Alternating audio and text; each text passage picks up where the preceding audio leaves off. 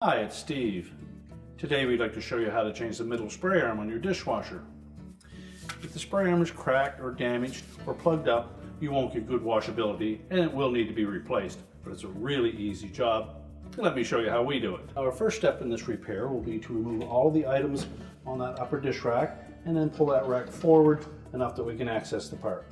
Now with the rack fully extended and all of the items removed, to remove that middle spray arm, we're simply going to reach underneath and we'll grasp this square plastic nut. Just turn it about a quarter of a turn. That will release it. We can then discard the old spray arm.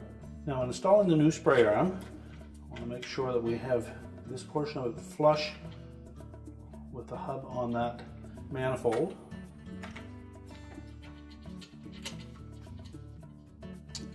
And then just remember that when we turn it, if we're facing it from the top now, we're going to go counterclockwise until these 2 points are pointing side by side. We can then push the rack back into the dishwasher and close it up. Reload it,